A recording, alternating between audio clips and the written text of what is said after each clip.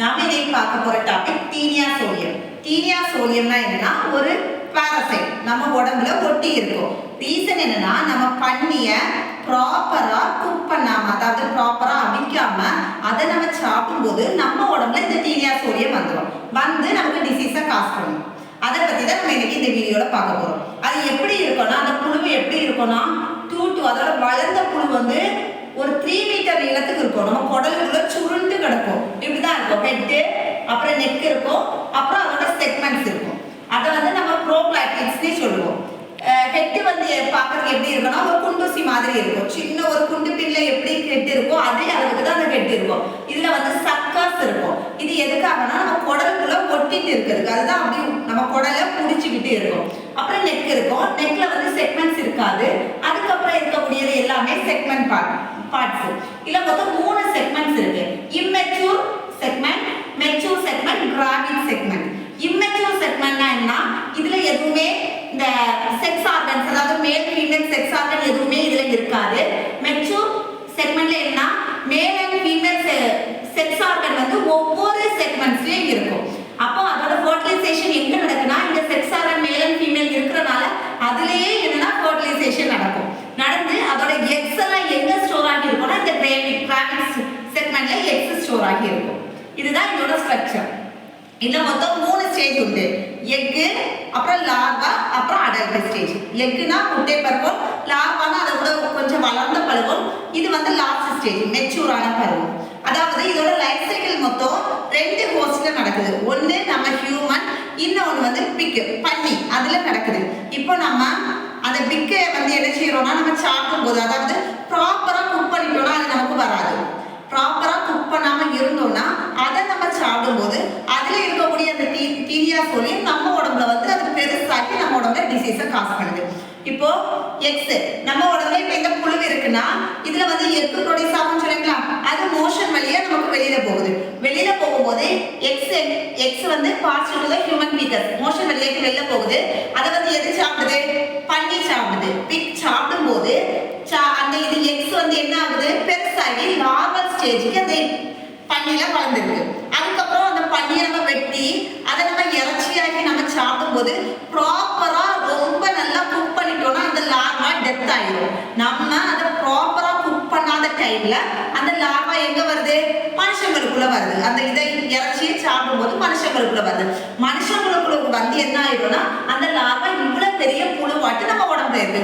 இதோட லென்த் பார்த்துட்டோம்னா 3 மீட்டர் வரைக்கும் இதோட லென்த் இருக்கும். நார்மலா இந்த புழு வந்து நம்ம ட்ரீட்மெண்ட்லாம் பண்ணா ஒரு 2 இயர்ஸ் வரைக்கும் நம்ம உடம்புல இருக்கும். நம்ம ட்ரீட்மெண்ட் பண்ணாமலாம் இருந்தோம்னா 25 இயர்ஸ் வரைக்கும் நம்ம வயிற்றுல இணைச்சி இருந்த புழுவுக்கு நம்ம உடம்புல வாழ்ந்துட்டு இருக்கோம். இப்போ இந்த புழுவு 2 விதமான டிசீஸை காஸ் பண்ணுது. ஒன்னு டீனியாசிஸ், இன்னொன்னு சைட்டிசரோசிஸ்னு சொல்றோம்.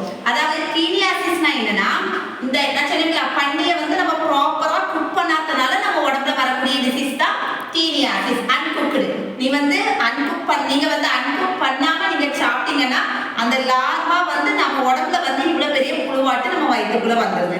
செகண்ட் ஸ்டேஜ் என்னன்னா contamination food and water. Contamination food and வாட்டர்னா இது ப்ரொடியூஸ் பண்ற எக்கு நம்மளோட ஃபீக்கஸ் சாம்பிள் வழியா வெளியில போகுது.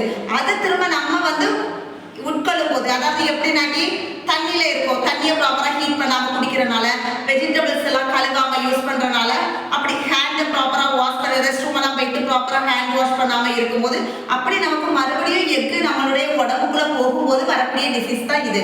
இது கொஞ்சம் ஆபத்தான டிசீஸ். என்னன்னா இது வந்து என்ன செய்யணும்னா அந்த எக்கு டைரக்டா நம்ம உடம்புல லார்வாவா ப்ரொடியூஸ் ஆகுது. திரும்ப இது எங்க போகுதுன்னா பிளட்டுக்கு போகுது. பிளட்டுக்கு போயிட்டு அதுல இருந்து மறுபடியும் சிஸ்டாட் மாறி மசிலுக்கு போகுது, நம்மளுடைய கண்ணுக்கு போகுது, நம்மளுடைய பிரெயினை வரைக்கும் இது அஃபெக்ட் பண்ணுது. இந்த சாதாரண இந்த சிஸ்ட் போய் நம்ம பிரெயினை வரைக்கும் அஃபெக்ட் பண்ணும்போது ரொம்ப சிவியர் டிசீஸா வருது. இப்போ இது நாக்கி லார்வா வட்டை ஆக்கிட்டு இந்த புழு நம்ம குடல்ல இருக்கும்போது நமக்கு டிசென்ட்ரி ஆகும், டயரியா வரும், வாமிட்டிங் வரும், வெயிட் லாஸ் ஆகும், அப்படி எல்லாம் நடக்கும். இது நமக்கு பிரெயினுக்கெல்லாம் நமக்கு போயிடுச்சுன்னா நமக்கு சிலவங்களுக்கு ஃபிக்ஸ் வரலாம், அப்புறம் மயக்கம் வரலாம், தலைவலி இருக்கலாம், அந்த மாதிரி இருக்கும். ஐஸுக்கு போச்சுனாக்கி பார்வை குறைபாடு அந்த மாதிரி வரலாம். மசில்ல போச்சுன்னா மசில்ஸ்க்கு கீழே ஒரு சின்ன ஒரு கட்டி மாதிரி எல்லாம் வரலாம். அப்படி நம்ம சாதாரண புழு நம்ம ப்ராப்பரா குக் பண்ணாம இருக்கிறது இவ்வளவு பெரிய டிசீஸை நமக்கு காஸ் பண்ணுது. இப்போ இது நம்ம எப்படி லேப்ல டயக்னோஸ் பண்ணணும்னு பார்த்தோம்னா இப்போ இதை வந்து எப்படி டயக்னோசிஸ் பண்ணுவோம்னா இந்த புழு இந்த குடற்புழு நம்ம வயிற்றுல இருக்கு. அதுல இருந்து வரக்கூடிய எக்கு வந்து நம்மளுடைய மோஷன் சாம்பிள் வழியா வெளில வரும்போது நம்ம ஸ்டூல் அனலைசிஸ் பண்றோம். அந்த மோஷன் சாம்பிள் எடுத்து பண்ணும்போது அதுல சிஸ்ட் இருக்கான்னு பார்க்குறோம், அதோட எக்கு இருக்கான்னு பார்க்குறோம். அல்லாட்டி இந்த இது இருக்கு இல்லையா, இதோட துண்டுகள் வந்து அந்த இதுல செக்மெண்ட்ஸ் வந்திருக்கலாம். இது ஏன்னா ஒவ்வொரு துண்டுகளும் மெச்சூராகி வரும்போது அந்த துண்டுகள் என்ன செய்யலாம், இது வழியாக வெளியில வரலாம். அதையும் நம்ம மைக்ரோஸ்கோப்ல வச்சு பார்க்கலாம். மற்றபடி இதை எப்படி ஐடென்டிஃபை பண்ணுவோம்னாக்கி எலக்ட்ரா டெஸ்ட் மூலமா, மற்ற வேற ஏதாவது டெஸ்ட் மூலமா, ஆன்டிஜன் ஆன்டிபாடி டெஸ்ட் மூலமா பண்ணலாம். அதை சிடி ஸ்கேன் எடுத்து பார்க்கலாம். அப்படி இல்லைன்னா பிரெயினுக்கு போக சொன்னீங்களா, பிரெயினுக்கெல்லாம் போச்சுன்னா நம்ம எம்ஆர்ஐ ஸ்கேன் அந்த மாதிரி எல்லாம் எடுத்து நம்ம பார்க்கலாம். இதை நம்ம எப்படி ப்ரிவென்ட் பண்ணலாம்னா, இப்ப சாதாரண பன்னில இருந்து வரக்கூடிய புழுவா இருந்தாலும் நம்ம மனுஷங்களுக்கு அந்த அளவு டிசீஸ் வருது. நம்ம அதை ட்ரீட் பண்ணாம விட்டோம்னா இறக்குறதுக்கு வரைக்கும் வாய்ப்புகள் இருக்கு. நம்ம வேற ஒண்ணுமே செய்ய வேண்டாம். நீங்க பன்னி இறைச்சி வீட்டுல இருக்கிறீங்கன்னா ப்ராப்பரா குக் பண்ணணும், ரொம்ப நேரம் அவிய விடணும். நம்ம ஹை ஹீட்டு கொடுக்கும் போது ஆட்டோமேட்டிக்கா அந்த பன்னி இறைச்சியில இருக்கக்கூடிய லாபம் ஆட்டோமேட்டிக்கா டெத் ஆயிடும். அப்புறம் நீங்க ரெஸ்ட் ரூம் போயிட்டு வந்தீங்கன்னா ப்ராப்பரா ஹேண்ட் வாஷ் பண்ணணும். அப்புறம் வந்து சாப்பிட்டதுக்கு முன்னாடி ஹேண்ட் வாஷ் பண்ணணும். வெஜிடபிள்ஸ் எல்லாம் வாங்கினா நல்லா கிளீன் பண்ணணும். அப்படியே நம்ம வந்து ப்ராப்பர் ஹைஜீனா இருந்தாச்சுன்னா நம்ம இதை அவாய்ட் பண்ணலாம்.